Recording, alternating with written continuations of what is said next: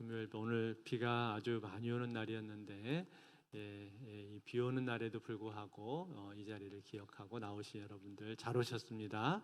한번 인사하시겠는데요. 우리 앞뒤 좌우분들 보시면서 당신은 역시 믿음의 사람입니다. 이렇게 인사하겠습니다. 당신은 역시 믿음의 사람입니다.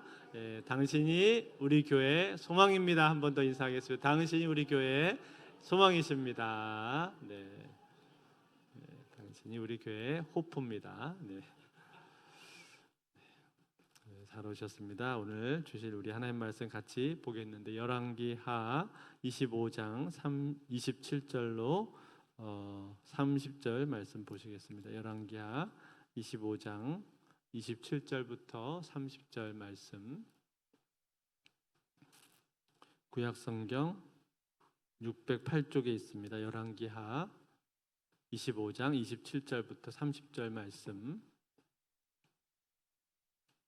한 절씩 교독해서 읽겠습니다. 유다의 왕 여호야긴이 사로잡혀 간 지 37년 곧 바벨론의 왕 에윌 무로닥이 즉위한 원년 12월 그 달 27일에 유다의 왕 여호야긴을 옥에서 내놓아 그 머리를 들게 하고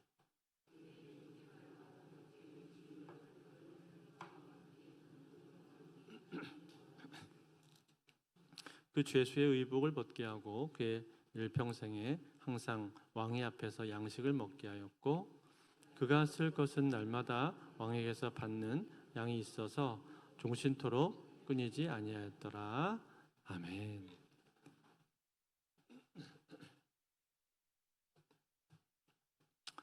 지난 시간에 우리가 유다의 멸망 후의 지도자였었던 그다리아에 대해서 함께 생각을 해보았습니다. 그다리아는 덕망을 가진 사람이었기 때문에 사람들이 그에게 몰려왔었지만 그러나 자기 주변의 위험에 대해서 제대로 잘 대비하지를 못했죠. 그래서 자기 부하였었던 요하난이 그에게 위험을 대비하라고 경고를 했음에도 불구하고 그것을 제대로 대비하지 못하고 안일하게 대처하다가 그만 또 다른 부하였었던 악한 이스마엘에게 암살을 당하고 말았습니다. 이 일로 인해서 멸망 후에 유다 땅에 남겨진 백성들에게는 더욱더 혼란이 가중될 수밖에 없었죠. 그리고 이 암살을 주도했었던 이스마엘조차도 놓치게 됨으로 말미암아 더욱더 답답한 모습으로 유다 말기에 그 역사가 맺어지는 모습을 우리가 지난주에 함께 보았습니다. 자, 그리고 나서 이제 오늘 우리가 읽은 이 본문이 나오는데 오늘 본문에 나오는 이 내용은 무엇입니까? 여호야긴에 대한 내용이 나오고 있죠. 여러분 여호야긴이 누굽니까? 여호야김 왕의 아들입니다. 여호야김의 아들이었는데 자기 아버지 여호야김이 죽고 나서 유다 백성들에 의해서 왕으로 세워졌었던 사람이죠. 그렇지만 그는 불과 3개월밖에 통치하지를 못하고 바벨론 왕 느부갓네살에 의해서 사로잡혀 갔었습니다. 열왕기하 24장 8절에 우리가 전에 한번 봤었는데 이렇게 나오죠. 여호야긴이 왕이 될 때 나이가 18세라 예루살렘에서 석 달간 다스리니라. 그의 어머니 이름은 누스다여 예루살렘 엘라단의 딸이더라. 3달밖에 딱 다스리지를 못했는데 그때 그의 나이가 18살이었다 그렇게 말했단 말이에요. 그러니까 얼마나 젊은 거예요. 젊다 못해 아주 어린 거죠. 18살짜리밖에 안 되는데 그 어린 18살짜리가 바벨론의 포로로 잡혀가게 되었다라는 겁니다. 그래서 24장 15절에 보니까 그 상황을 이렇게 말을 해주고 있어요. 그가 여호야긴을 바벨론으로 사로잡아 가고 왕의 어머니와 왕의 아내들과 내시들과 나라의 권세 있는 자도 예루살렘에서 바벨론으로 사로잡아 가고 이렇게 수많은 사람들을 사로잡아 갔는데 그 중에 이 여호야긴 왕이 있었고 또 그의 어머니와 아내들을 비롯한 여러 고관들도 함께 잡혀가게 되었습니다. 그리고 그때 여기는 나오지 않지만 에스겔 선지자도 그 당시에 이 여호야긴과 함께 잡혀가게 되었었죠. 그래서 이 여호야긴은 감옥에 바벨론의 감옥에 갇히게 되었고 그곳에서 포로 생활을 하게 되었는데 그런데 여러분 오늘 우리가 읽은 이 본문, 오늘 우리가 읽은 이 뒷부분에 이 본문이 말하는 내용은 무엇입니까? 그 여호야긴이 풀려나게 되었다라는 거죠. 오늘 27절이었는데 우리 같이 다시 한번 볼까요? 27절 같이 읽겠습니다. 시작. 유다의 왕 여호야긴이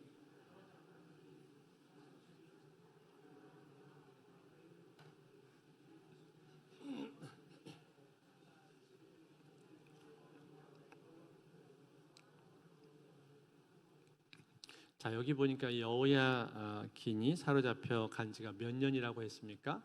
37년이라고 했어요. 37년. 그러니까 이때 여호야긴 나이가 몇 살 됐겠습니까? 18살에 잡혀갔는데 37년이 흘렀으니까 무려 55세가 된 거죠. 예. 18살에 잡혀와서 55세가 되어서 이제 감옥에서 나오게 된 거. 청춘을 다 이 사람은 감옥에서 이제 보낸 겁니다. 근데 어쨌든 이 여호야긴이 55세가 되었을 때 풀려나게 되었다는 거예요. 감옥에서 풀려나게 되었습니다. 어떻게 이 사람이 풀려나게 된 겁니까? 바벨론의 왕이 바뀌었습니다. 원래 왕은 느부갓네살 왕이었는데 그 느부갓네살이 죽고 나서 그의 아들 에윌무로닥이라고 하는 그 아들이 왕이 되면서 풀려나게 된 거죠. 느부갓네살은 총 44년 동안 다스렸는데 그가 다스렸던 긴 세월 동안에 유다 백성들은 포로 생활을 계속했고 여호야긴은 그 동안에 내내 감옥에 갇혀 있었다라는 거예요.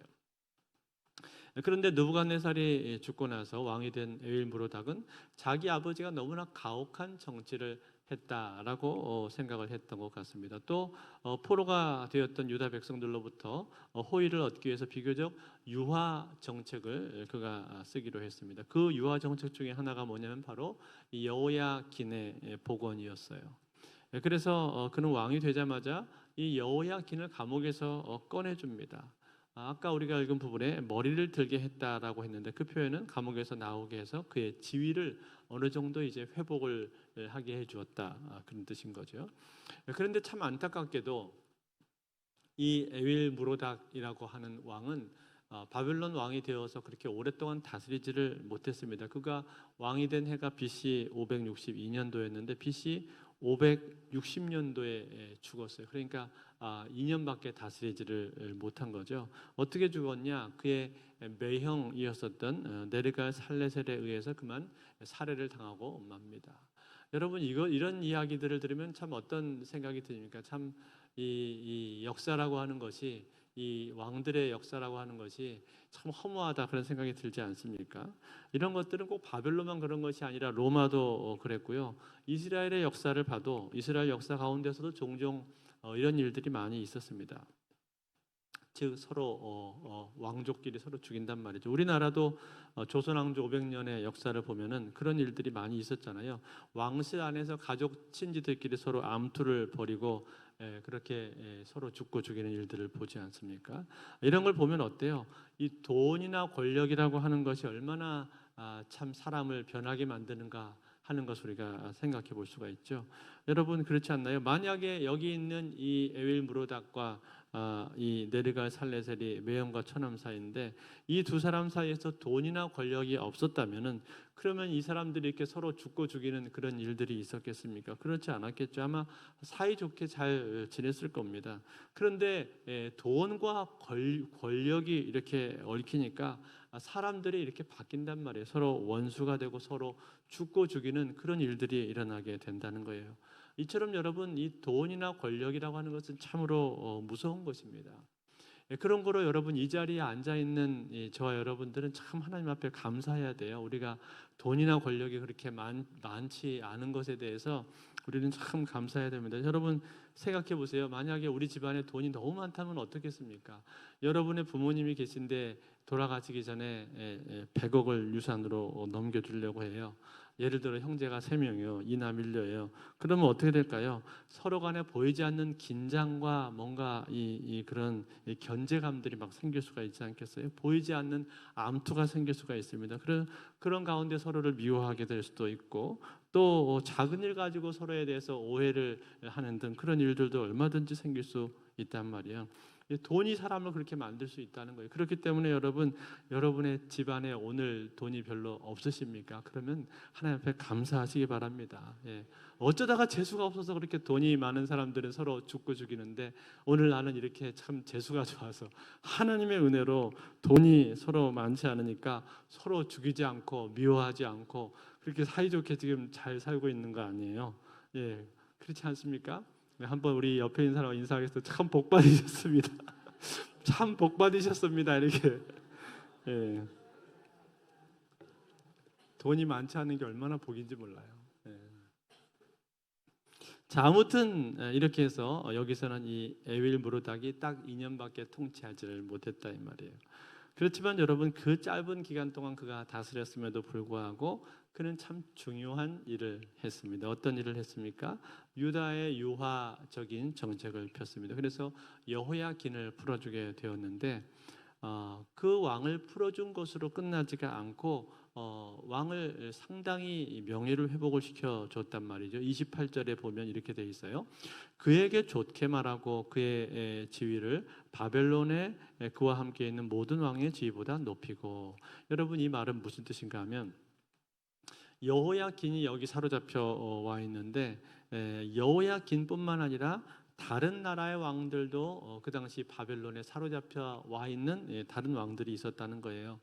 그 당시에 바벨론은 초강대국이었었기 때문에 주변 나라의 왕들 중에는 여호야긴처럼 그렇게 볼모로 사로잡혀 와서 옥살이하는 왕들이 꽤 있었던 것 같습니다. 그런데 그런 왕들 중에서 여호야긴을 가장 높여 주었다 그런 소리입니다. 그리고 그에게 좋게 말했다라는 것은 그를 인격적으로 대우해 주었다 그런 뜻이죠. 그것이 다가 아닙니다. 그것이 다가 아니라 그 다음 절에 보니까 거기서부터 한 걸음 더 나가서 이 여호야긴을 더 잘 대해준 내용이 오늘 본문에 나오는데 29절 30절도 한번 같이 볼까요? 29절 30절 같이 씁니다. 시작. 그 죄수의 의복을 벗게 하고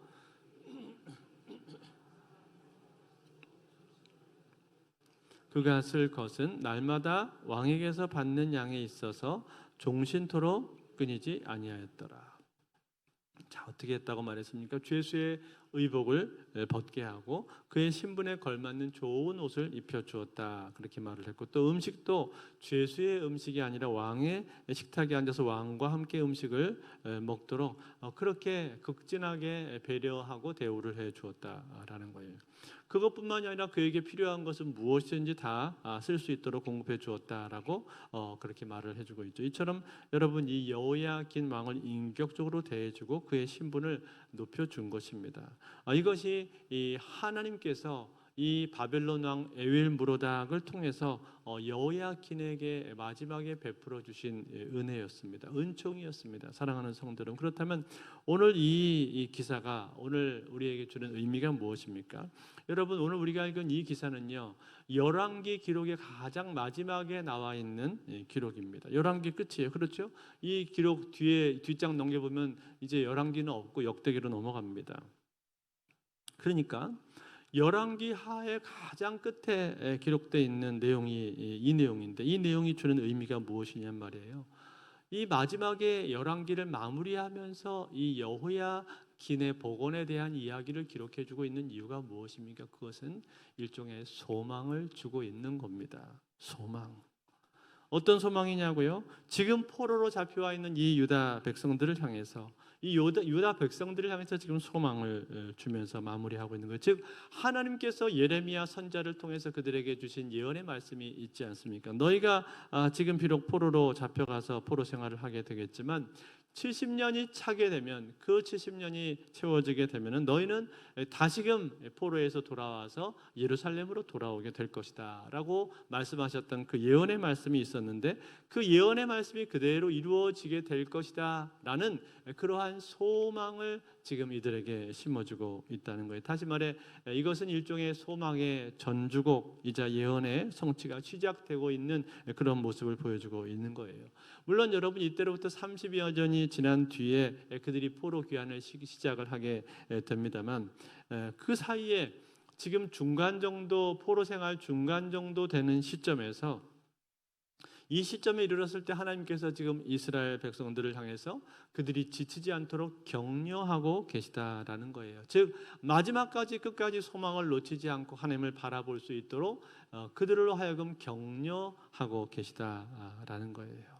이처럼 여러분 오늘 성경에 나타나고 계시는 하나님은 어떤 분이십니까? 격려하시는 하나님이시다라는 거예요.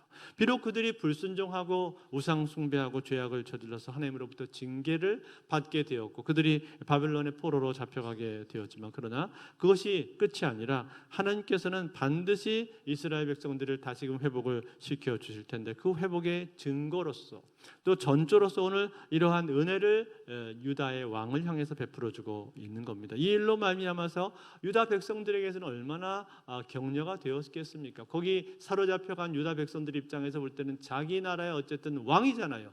그 왕이 이렇게 다시금 복원이 되어서 대우를 받는 모습을 보았을 때 그들에게는 얼마나 격려가 되었겠냐 이 말이에요. 동시에 그 유다 백성들에게도 유아 정책을 써줬기 때문에 그들의 대우도 상대적으로 나아지지 않았겠습니까? 결국 그걸로 말미암아 그들은 소망을 계속 유지할 수가 있는 것이고 그래서 남은 포로 생활을 감당할 수 있도록 만들어주고 있다는 거예요. 사랑하는 성도 여러분, 오늘 이것을 통해서 이 내용을 통해서 우리가 무엇을 배우게 되는 거예요? 하나님께서는 우리를 향해서 격려하시는 분이시다라는 겁니다. 그 하나님은요, 하나님은 우리의 인생을 향해서 당신의 백성들을 보면서 당신의 백성들이 어려움에 처했을 때 외면하시는 분이 아니십니다. 그 어려움과 고난 가운데서 지쳐 나가 떨어지도록 그냥 내버려 두시는 분이 아니시다라는 거예요. 그 어려움 속에서 낙심하지 않도록 찾아와 주시고 간섭해 주시고 격려해 주시는 분이다라는 겁니다. 여러분 생각해 보십시오. 요셉도 그렇지 않았습니까? 요셉도 감옥에서 오랫동안 옥살이를 했는데 그 감옥 생활 가운데 이 술 맡은 관원장이 자기를 기억해 준다고는 말을 해놓고는 까맣게 잊어버리고 자기를 기억해 주지 않고 있을 때 얼마나 낙심했겠어요. 순간적으로 낙심할 수 있는 그런 상황 가운데 있었지만 하나님께서 다시금 요셉을 기억나게 하셔서 그 관원장으로 하여금 다시금 기억나게 하셔서 그 요셉을 그 감옥에서 빼내주시지 않습니까? 높여주시지 않습니까? 이게 얼마나 격려하시는 모습 아닙니까? 여러분 다윗도 마찬가지 아니에요? 다윗도 사울에게 쫓기는 세월을 오랫동안 살았지만 그 가운데서 지극히 곤고하고 힘겹고 어려운 순간들을 살 때가 얼마나 많이 있었습니까? 그러나 그때마다 지치려고 할 때마다 하나님께서 다윗을 격려하는 순간들이 있으셨고 또 사람들을 붙여주셔서 그에게 힘을 실어주기도 했었고 그래서 그러한 시간 그러한 세월의 고백이 뭘로 터져 나온 거예요? 시편으로 터져 나온 것 아닙니까? 그래서 다윗의 시편을 우리가 읽다 보면은 다윗이 자기 인생 가운데 곤고한 순간들을 많이 겪었는데 그 가운데서 하나님을 만나고 하나님의 격려를 받았던 것들을 우리가 볼 수 있지 않냐 그 말입니다.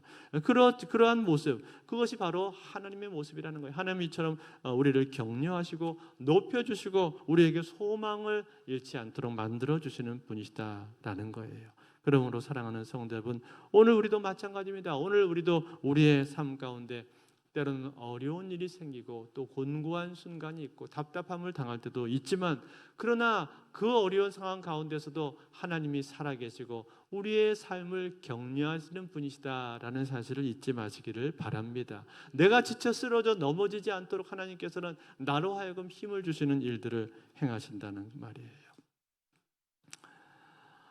나폴레옹이 다스리던 시대의 하나의 이야기를 해드리겠습니다. 샤르니라고 하는 이 프랑스 사람이 나폴레옹의 노여움을 사게 되어서 토굴 감옥에 갇히게 되었습니다. 그는 그곳에서 오랜 세월을 보내게 되었는데 친구들로부터 버림을 받고 바깥 세상으로부터 완전히 잊혀진 듯하게 느껴졌을 때 그의 마음속에는 절망이 찾아오게 되었습니다. 깊은 고독과 절망에 빠져서 감옥 안에 있던 어느 날 그는 작은 돌조각을 집어들더니만 벽에다가 이렇게 썼습니다. Nobody cares me. 아무도 나를 돌보지 않는다. 그런데 그로부터 며칠 뒤 토굴 감옥 바닥에 깔려 있었던 돌들 사이로 거기에 푸른 새싹이 돋아나는 것을 그가 보게 되었습니다. 그것은 그 새싹은 돌들 사이에서 돋아나더니 벽 위에 뚫린 작은 창문으로 통해 들어오는 빛을 향해서 점차 자라나가기 시작을 했습니다. 이 샤르니는 간수가 매일마다 넣어주는 그 물을 조금씩 남겨서 그 푸른 잎사귀에다가 부어주곤 했습니다. 그러던 어느 날 이 새싹은 드디어 아름다운 파란색 꽃을 피워냈습니다. 꽃나무가 되어서 탐스러운 꽃송이를 터뜨리자 이 고독한 죄수는 전에 벽에다가 자기가 새겨놨던 그 글귀를 팔로 지우고는 그 위에다가 다시 새로 글자를 썼습니다. God cares me. 하나님이 나를 돌보신다. 이것을 깨닫고 이 글귀를 적은 거예요. 그런데 이 죄수에게 부어주셨던 하나님의 은혜는 여기서 끝나지를 않았습니다. 샤르니가 갇혀 있었던 그 독방 바로 옆에는 또 한 사람의 죄수가 거기 갇혀 있었는데 그에게는 감방 면회가 허락되어 있는 한 어린 딸이 있었습니다. 그 어린 소녀가 어느 날 아버지를 면회하러 찾아왔다가 지나가면서 샤르니의 감방을 들여다보게 되었는데 그 속에서 아름답게 피어난 그 파란색 꽃을 보게 된 거예요. 세상에 감옥 안에서 꽃이 피어나다니. 감탄을 하게 된 이 소녀는 바깥에 나가서 그 이야기를 주변 사람들한테 하고 다니기를 시작을 했습니다. 세상에 감옥 안에 꽃이 피었어요. 그런데 이 소식이 어느 날 그 나라의 왕비였던 조세핀 왕비의 귀에까지 들어가게 된 것입니다. 조세핀 왕비는 이 소식을 듣자 꽃을 진심으로 사랑하고 돌보는 사람은 결코 나쁜 사람이 될 수가 없습니다 라고 말을 하면서 황제에게 이 샤르니를 석방하도록 설득을 했습니다. 그리고 마침내 이 일을 계기로 해서 샤르니는 감옥에서 나오게 되었습니다. 감옥에서 나오는 날 그는 감옥에 있었던 그 꽃나무를 정성스럽게 캐서 집으로 가지고 왔습니다. 그리고는 자기의 생명이 다하는 날까지 그 꽃나무를 소중하게 돌봐 주었다고 합니다. 토굴 감옥에서 피어난 그 한 그루의 작은 꽃나무가 샤르니에게는 하나님의 사랑을 느끼게 하는 것이 되었고 그로 하여금 그는 소망을 가질 수가 있었던 겁니다. 사랑하는 성도 여러분, 그렇습니다. 우리의 삶 가운데는요, 그 어떠한 순간 가운데도 하나님이 주시는 소망이 있는 것입니다. 하나님이 살아계신 한, 하나님이 살아서 나를 보고 계신 한, 하나님의 자녀인 내 인생 가운데는 소망이 있는 거예요. 하나님이 죽어버리시지 않는 한 내 인생 가운데는 언제나 소망이 있는 겁니다. 그러므로 사랑하는 성도 여러분, 오늘 내 삶 가운데 때로 곤고하고 어려운 일이 생기고 답답한 일을 당한다 할지라도 하나님이 살아계신 한 나의 인생 가운데는 소망이 꺼지지 않는다. 이 믿음을 가지시고 그 소망 되시는 우리 하나님을 바라보실 수 있기를 바랍니다. 로마서 15장 13절 소망의 하나님이 모든 기쁨과 평강을 믿음 안에서 너에게 충만하게 하사 성령의 능력으로 소망이 넘치게 하시기를 원하노라. 이 말씀처럼 우리 하나님이 소망의 하나님이심을 굳게 믿고 그 하나님을 붙들고 오늘도 믿음으로 나가시는 저와 여러분들 다 되실 수 있기를 주의 이름으로 축원드립니다.